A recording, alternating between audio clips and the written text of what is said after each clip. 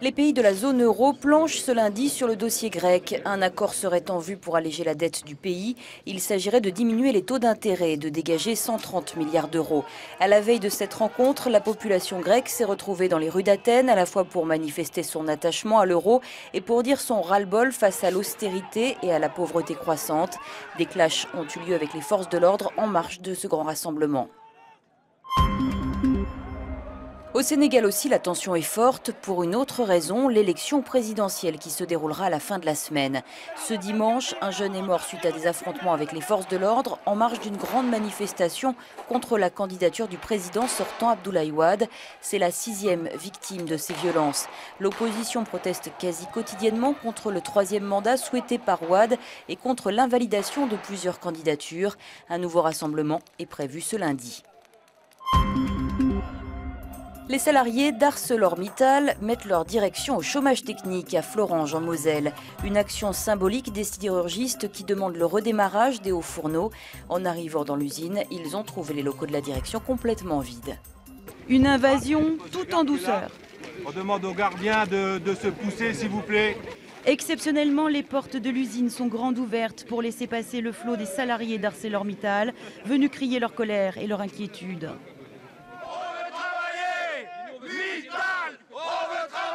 À 8 h ce matin, 200 manifestants ont investi les locaux administratifs d'Arcelor sans coup de force.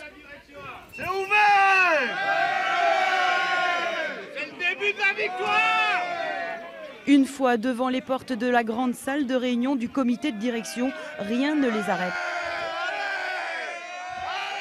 Aucune résistance de la direction qui a plié bagage, l'occupation avait été largement annoncée. Pour empêcher l'arrêt définitif des hauts fourneaux, les syndicats veulent prendre le pouvoir. L'usine nous appartient exactement, c'est ce qu'on est venu dire. Et tant qu'on n'aura pas la garantie ferme que les hauts fourneaux redémarreront, que le packaging redémarrera, ça sera à nous. On n'a surtout pas besoin d'une direction qui est incapable de défendre son usine. On n'a pas besoin d'une direction qui ne sait faire qu'une chose, raconter des mensonges aux salariés. Pour ArcelorMittal, la demande en acier n'est plus suffisante pour redémarrer les hauts fourneaux. Les syndicats, eux, y voient un sombre calcul de la direction. On leur a montré aujourd'hui qu'en fait, l'idée de M. Mittal, c'était de fermer Florange. L'intérêt, c'est de gagner quelques euros de plus. Alors, imaginez que si vous faites 100 euros de bénéfices, et si vous arrêtez Florange, vous en faites 107. Voilà, ça c'est la mentalité de Mittal. L'aéroport de Francfort, le 3e plus grand d'Europe, tourne au ralenti. Les agents de la sécurité aérienne sont en grève. Le préavis court jusqu'à mercredi matin. Les contrôleurs et préparateurs au sol demandent des augmentations de salaire qui vont de 25 à 50%. La direction juge cette requête excessive. Les perturbations liées à ce mouvement devraient rester limitées. Les grévistes ne représentent qu'une petite part du personnel de l'aéroport. C'est un passage obligé, mais de plus en plus douloureux. Soupe à la grimace dans les stations-service alors que le prix de l'essence ne cesse d'augmenter. La faute notamment à l'Iran qui ne veut plus livrer de pétrole à la France et à la Grande-Bretagne. Le litre de super a atteint des sommets historiques. À plus d'1,57 € en moyenne le litre, la facture est lourde pour les usagers. C'est difficile de supporter un plein de 60-70 €. Je gaspille de l'argent dedans et ça me dégoûte. Le PDG de Total avait prédit un super à 2 €. Aujourd'hui, le marché est tendu. Recours au fioul au Japon pour compenser Fukushima. En Europe, pour faire face au froid, forte demande des pays émergents. Dans ce contexte difficile, l'annonce de l'Iran de ne plus vendre à la France n'arrange pas les choses. Pour ce spécialiste de l'énergie, les usagers doivent s'organiser. Malheureusement, on va vers une époque où les prix seront plus élevés. Donc, prenez vos précautions, transformez vos habitudes, conduisez de façon plus économique et essayez de vous passer de la voiture si vous pouvez le faire. Depuis 2008, les Français ont déjà changé leurs habitudes. La consommation de carburant ne progresse plus dans l'Hexagone. Il veut être calife à la place du calife, comme d'habitude. Mais cette fois, il a choisi le terrain de l'élection présidentielle. Is No Good est de retour au rayon BD avec un co-auteur spécialiste de la blague politique, l'humoriste imitateur Nicolas Canteloup. Oh, commandeur des croyants, veuillez excuser l'infâme Tadimondu qui se présente... Offrir une voix au plus cruel et au plus méchant des personnages de BD.